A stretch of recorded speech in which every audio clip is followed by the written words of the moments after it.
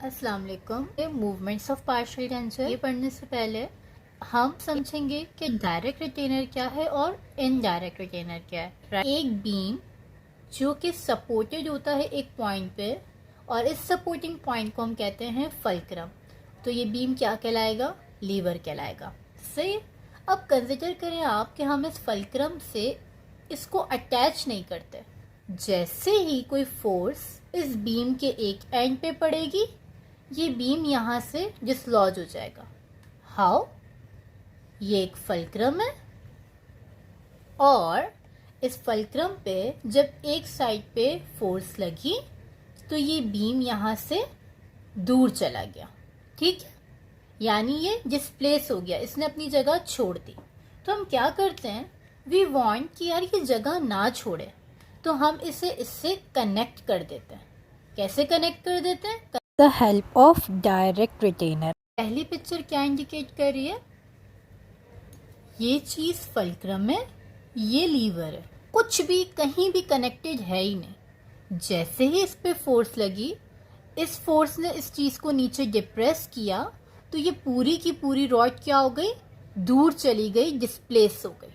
ठीक है, there is a gap between the fulcrum and this rod. ठीक है, तो ये जो ब्लैक लाइन है ये इंडिकेट कर रही है इनिशियल कंडीशन जिसमें आपने रॉड को बिल्कुल स्ट्रेट रखा था और जैसे ही फोर्स लगी तो ये ग्रीन डॉटेड लाइन रिप्रेजेंट कर रही है कि ये बिल्कुल दूर चला गया, फल्क्रम से दूर हो गया। ठीक है, ये डिस्प्लेसमेंट है। Now the second thing is ये जब फोर्स लगी आपने इसमें और इसमें चेंजेस क्या किए कि फल्क्रम से रॉड को यहाँ पर अटैच नहीं किया। सही है, और यहाँ पर आपने फल्क्रम से रॉड को अटैच कर दिया with the help of what? DR, direct retainer. जब हमने डायरेक्ट रिटेनर लगा दिया फल्क्रम पे तो क्या हुआ कि जो फोर्स पड़ी एक साइड पे, उसने एक साइड को डिप्रेस किया और दूसरे साइड से ये उठ गया, लेकिन डिस्प्लेसमेंट नहीं हुई। यानी ये फल्क्रम को छोड़ के इधर उधर नहीं गया बल्कि अपने ही एक्सिस पे रोटेट कर गया। ठीक है, और थर्ड स्टेप में हमने ये कहा कि हम डायरेक्ट रिटेनर से दूर देंगे इनडायरेक्ट रिटेनर। क्यों? क्योंकि जो फोर्स रोटेट कर रही है डायरेक्ट रिटेनर होने के बावजूद, तो यहाँ पे जब हम इनडायरेक्ट रिटेनर देंगे तो वो इसे काउंटरएक्ट कर देगा। कंडीशन में जो एफर्ट इस रॉड को डाउनवर्ड डिस्प्लेस कर रही है, ऑपोजिट एंड अपवर्ड डिस्प्लेस होगा। राइट? तो हम यहाँ पे क्या देंगे? एक इनडायरेक्ट रिटेनर देंगे जो इसकी रोटेशन को रोक दे। तो इसका कंक्लूजन यही है कि डायरेक्ट रिटेनर डिस्प्लेसमेंट को रोकता है और इनडायरेक्ट रिटेनर रोटेशन को रोकता है। Let us understand it with the help of a diagram. Okay, this is indirect retainer principle.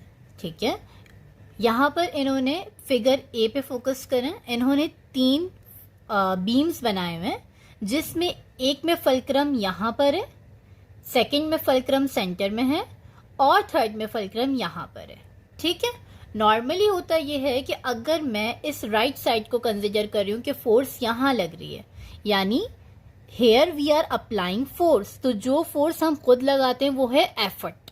ठीक है, तो एफर्ट यहाँ लग रही है तो ऑब्वियसली ये रॉड यहाँ से उठ जाएगी।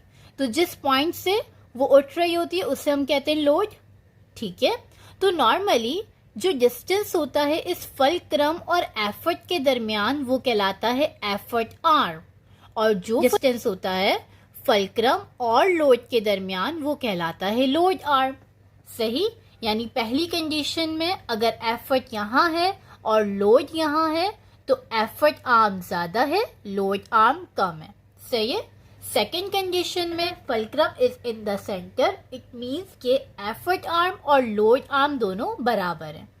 इन द थर्ड कंडीशन हमारे पास एफर्ट इस तरफ है अगर और लोड इस तरफ है, तो एफर्ट आर्म बहुत कम है और लोड आर्म बहुत ज्यादा है। फिगर बी में इन्होंने कहा कि यहाँ पर एफर्ट लगी और कोई भी चीज ऐसी नहीं थी जो कि फल्क्रम पे इसको रोक के रखती, तो क्या हुआ?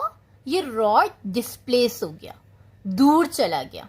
सही है, तो नॉर्मली हमने ये देखा कि वो कंडीशन जिसमें एफर्ट आर्म बहुत ज्यादा है तो वहां पे फोर्स ने इसको डिस्प्लेस कर दिया। जहां पे एफर्ट आर्म और लोड आर्म बराबर है तब भी क्या हुआ, ये डिस्प्लेस हो गया।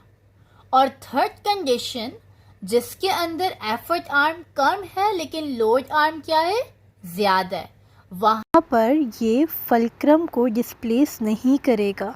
सही है। तो अगर हम इस कंडीशन को अपने आरपीजी से रिलेट करें तो हमने यही पढ़ा था कि जितना बड़ा आपके पास स्पैन होगा, डिस्टल एक्सटेंशन बेस होगा, उतना इसके दूर जाने के चांसेस ज़्यादा हैं या आपके नॉर्मल टिश्यूज़ को डिस्ट्रॉय करने के चांसेस ज़्यादा हैं, क्योंकि वो फोर्स यहाँ पर मैग्नीफाई हो जाती है। खैर, हम यहाँ पे इनडायरेक्ट प्रिंसिपल पढ़ रहे हैं, तो फिगर ए और बी के बाद हम आते हैं फिगर सी पे। कि अब आप क्या करें, फल्क्रम पे डायरेक्ट रिटेनर लगा दें। जब फल्क्रम पे डायरेक्ट रिटेनर लगाए तो हुआ ये कि हाँ, फोर्स अप्लाई करने से रॉड रोटेट तो हुआ लेकिन डिस्प्लेस नहीं हुआ। तो this is the function of direct retainer. Direct retainer लगाने से हुआ ये कि एक साइड डिप्रेस हो गई, दूसरी साइड एलिवेट हो गई, लेकिन ये डिस्प्लेस नहीं हुआ, ये रॉड इस फल्क्रम से दूर नहीं हुई। ठीक है। और लास्ट यानी डी में डायरेक्ट रिटेनर आपने दिया हुआ है, और अगर हम कहते हैं कि यहां से फोर्स लग रही है और ये फोर्स इसको क्या कर रही है, डिस्प्लेस कर रही है, तो ऑब्वियसली अगर ये फोर्स अपवर्ड डायरेक्शन में तो यहां से इसे नीचे आ जाना चाहिए था ना, लेकिन ये नीचे नहीं आ रहा। क्यों? क्योंकि इसके सपोर्ट में इन्होंने यहाँ क्या दिया है, इनडायरेक्ट रिटेनर, कि अगर ये फोर्स ऊपर जाती है, यानी दिस इज अ रॉड, ये रॉड ऊपर जा रहा है, तो ये यहाँ से दूसरी साइड से नीचे ना आए। क्यों? क्योंकि नीचे हमने एक इनडायरेक्ट रिटेनर देके इसे सपोर्ट कर दिया कि भाई आपने दूसरी तरफ से नीचे डिप्रेस नहीं होना। तो इसका कंक्लूजन क्या है कि अगर डायरेक्ट रिटेनर नहीं है तो ये डिस्प्लेस कर जाएगा, और डायरेक्ट रिटेनर होने के बावजूद भी इसमें रोटेशन देखने को मिलती है। और इस रोटेशन को हम कैसे मिनिमाइज करते हैं, बाय यूजिंग इनडायरेक्ट रिटेनर। ठीक है। और ये इनडायरेक्ट रिटेनर इस फल्क्रम से जितना दूर होगा ये उतना इफेक्टिव है। So this is all about direct and indirect retainer in RPD.